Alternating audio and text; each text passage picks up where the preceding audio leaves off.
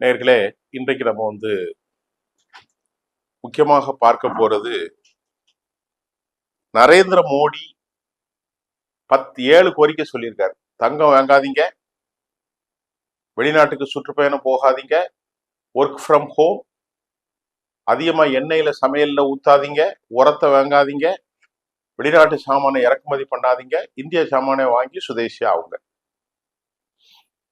இதுக்கும் என்ன காரணம் என்றால், இன்றைக்கு மத்திய கிழக்கில் இருக்கக்கூடிய அந்த போர் சூழல் தான் நரேந்திர மோடி இந்தியாவுக்கு தடை செய்தது காரணம். எபிக் ஃபியூரி அப்படின்ற ஒரு பெரிய ஒரு போராட்டத்தை முன்னெடுத்த ஒரு சூழலில் தற்போது என்ன நடந்திருக்குன்னா, அந்த எபிக் ஃபியூரி அப்படிங்கிற போராட்டம் கைவிடப்பட்டு அடுத்த நிலைக்கு அவர்கள் மாறினார்கள். அதற்கு பேரு முதல்ல 12 நாள், இரண்டாவது 30, 32, 40 நாட்கள், ஆனா ஒட்டுமொத்தமா 70 நாள் ஆச்சு. ஆனால் அவர்கள் வெற்றி கொள்ள முடியாமல் இன்னைக்கு நரேந்திர மோடி அறிவித்திருப்பதின் காரணம், ஹெர்மூஸின் வழியாகத்தான் இந்தியாவுல ஏராளமான சரக்கு போகுதுங்க. வெளிநாட்டுக்கு போகுது, ஐரோப் நாட்டுக்கு வருது போகுது, வர்த்தக பரிவர்த்தனைகள், ஆயில் எல்லாமே. ஆனா இன்னைக்கு 1 மாசம் ஆகி 2 மாசம் ஆகியும் போர் நிற்காத காரணத்தினால இந்தியா வரவேண்டிய உரம், இயற்கை எரிவாயு, பெட்ரோல் மற்றும் அக்சசரிஸ் எல்லாத்துக்குமே சிரமம் வந்தனால இந்தியாவினுடைய பணமதிப்பு வீழ்ச்சி அடைந்தனாலும் டாலருக்கு எதிராக தங்கத்தை கூட நீங்க வாங்காதீங்கன்னு இந்திய பிரதமர் சொல்லியிருக்காரு. 1 வருஷத்துக்கு தங்கத்தை கூட வாங்காதீங்கன்னு சொல்லக்கூடிய அளவிற்கு இன்னைக்கு நிலைமை பயங்கர மோசமா இருக்கு. வெளிநாட்டுக்கு சுற்றுப்பயணம் போகாதீங்க, இம்போர்ட் பொருளை வாங்காதீங்க, இந்திய பொருளை வாங்க, இடிபிள் ஆயில பயன்படுத்தாதீங்க, எல்லாம் சொல்லியிருக்காரு. அப்படி என்றால் என்ன என்று நாம் பார்த்தால் விவகாரம் இதுதான்.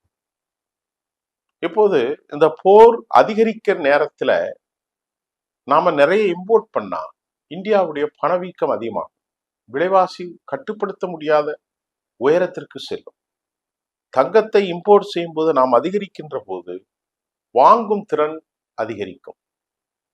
ஆனால் இந்தியாவிலிருந்து இறக்குமதி செய்கின்ற போது இறக்குமதி அதிகரித்தால் இந்தியாவினுடைய பணவீக்கம் மட்டுமல்ல, இந்திய பொருளாதாரத்தின், அதாவது டாலரின் மதிப்பு குறைந்துவிடும். ஒரு நாட்டினுடைய மதிப்பு உற்பத்தி சார்ந்தது. ஒரு நாட்டினுடைய மதிப்பு அந்த பணத்திற்கு டாலருக்கு எதிரான மதிப்பு மற்றும் ஃபரெக்ஸ் கேஸ்ன்னு சொல்லக்கூடிய அந்நிய செலவாணி கையிருப்பு, அதை அடுத்து தங்கத்தினுடைய இருப்பு. இப்ப இந்திய நாடு தங்கத்தை கொள்முதல் செய்து அளவுக்கு மிஞ்சி பண்ணி மக்களும் வாங்கி, நாடும் இன்னைக்கு எல்லா நாடுகளுமே தங்கத்துல முதலீடு செய்கின்ற போது நமக்கு பெரும் சிக்கல் வரும். அதனால தங்கத்துல முதலீடு செய்யாதீர்கள். இப்போ கார்பரேட் கம்பெனிகள், இந்தியாவில் இருக்கிற ஆயிரக்கணக்கான லட்சக்கணக்கான கம்பெனிகள் எல்லோரும் வீட்டிலிருந்தே ஒர்க் ஃப்ரம் ஹோம். என்ன காரணம்? அப்பதான் ஒர்க் ஃப்ரம் ஹோம் என்று வைத்து கொண்டால்தான் பெரிய அளவுல பயன்பாடுகள், டீசல், பெட்ரோல், ஜெனரேட்டர் ஒர்க் ஆகுறது, லைட்டு இது பண்றது, உற்பத்தி, கேஸ் பயன்பாடுகள் எல்லாமே குறையும். இதுக்கு அவங்க ஒரு திட்டம் போட்டு தான் இதை சொல்றாங்க. ஒரே இடத்துல நிறைய செலவாகும், நிறைய பெட்ரோல், டீசல், அப்புறமா போக்குவரத்துக்கு பயன்பாடு, கன்சியூம் பண்றதெல்லாம் அதிகரிக்கும். இதை குறைக்க வேண்டும் நோக்கத்தில் இந்த நடவடிக்கை. வெளிநாட்டில இருந்து இப்போ ஒரு பேனாவை $1 கொடுத்து வாங்கினா 15 வருஷத்துக்கு முன்னாடி 50 ரூபா கொடுத்து வாங்கணும். இன்னைக்கு அதே பணத்தை 100 ரூபா கொடுத்து வாங்க வேண்டியிருக்கு. அந்த அளவுக்கு இந்திய பணம் அது அகலபாதத்தில் சென்று இருக்கிறது. இந்தியாவினுடைய ஒரு குண்டூசிய தேசிய கொடியை கூட சீனாவிலிருந்து தான் நாம் இம்போர்ட் செய்வதற்கு. இதையெல்லாம் அந்த அரசாங்கம் கண்காணித்து தான் சொல்கிறார்கள், நீங்கள் உரத்தை பயன்படுத்தாதீர்கள், வெளிநாட்டிற்கு பயணிக்காதீர்கள், எல்லாமே அவர்கள் தடை செய்திருக்கிறார்கள். காரணம் இதுதான், மூல காரணம். இப்ப இந்த போர் எப்போது முடியும்? இப்பொழுது 14 அம்ச கோரிக்கைகளை ஒரு கோரிக்கையாக கொடுத்தாங்க. யாரு? ஈரான். ஈரான் அல்ல, ஈரானிடத்தில் பாகிஸ்தான் வழியாக அமெரிக்கா கொடுத்தது. ஈரான் அதை கன்சிடரே பண்ணல. Why Iran did not consider that? எதை? ஏன்னா அங்க ரெண்டு குழு இருக்கு. ஒன்னு அரசியல் குழு, அப்பாஸ் அராக்சி, அதே மாதிரி மசூஸ் பெசஸ்கியான், பக்கர் கலிபா. அதெல்லாம ஐஆர்ஜிசி குரூப், மொசாவி தலைமையில் இருக்கக்கூடிய ஒரு தீவிர எண்ணம் கொண்ட கடும் போக்காளர்கள். அவர்கள் என்ன சொல்கிறார்கள்? கடைசி வரை போர், அமெரிக்காவை அழித்து மரணத்தை சுவைப்பதே மேல். இந்த நிலைக்கு அவங்க வந்துட்டாங்க.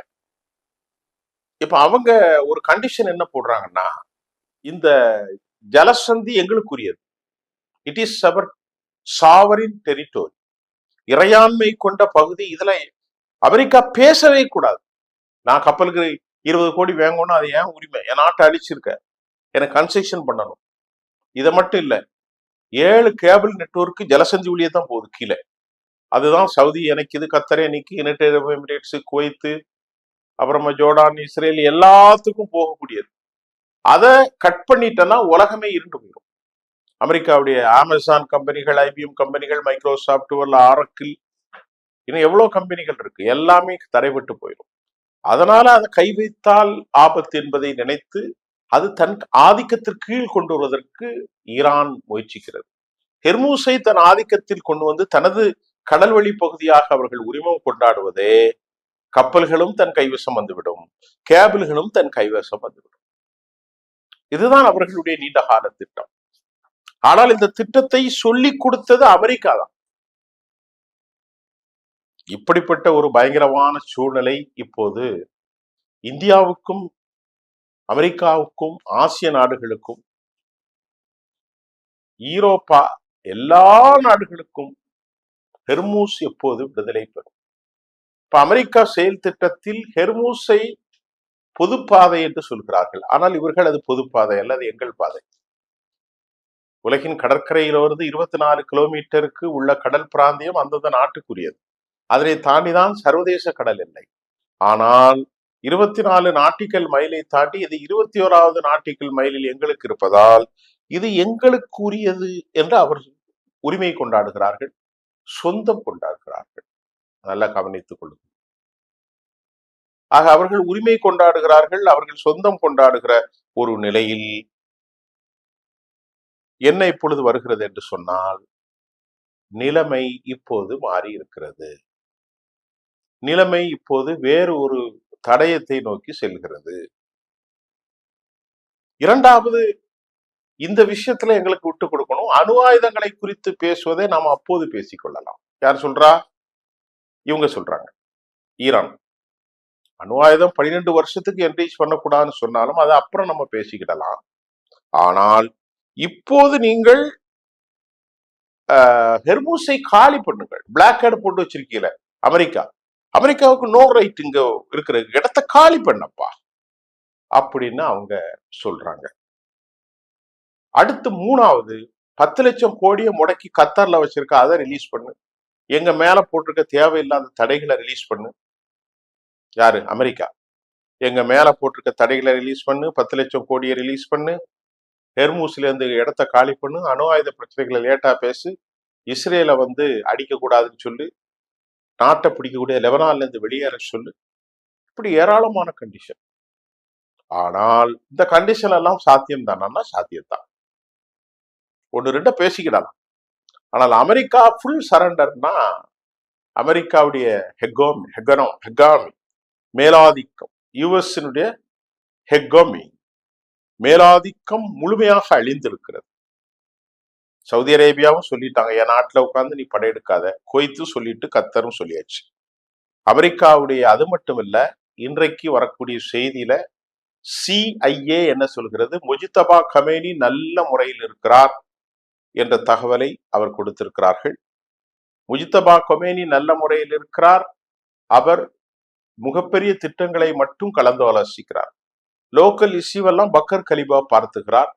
அவரிடத்தில் எந்த விதமான எலக்ட்ரானிக்ஸ் இன்ஸ்ட்ருமெண்ட்ஸும் கிடையாது, யாரும் சந்திக்க முடியாது என்பதை CIA ரொம்ப கஷ்டப்பட்டு கண்டுபிடித்ததாக தகவல் வருது.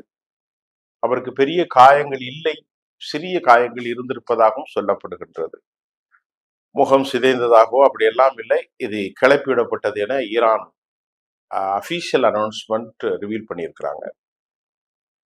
இதெல்லாம் CIA இன்டெலிஜென்ஸ் சொல்லியிருக்கிறது. CIA மற்றொரு தகவலில் அவர்களிடத்தில் 3 இராணுவ தளவாட பகுதிகள் 2 சிதைத்திருக்கிறது, 1 பாதுகாப்பாக இருக்கிறது.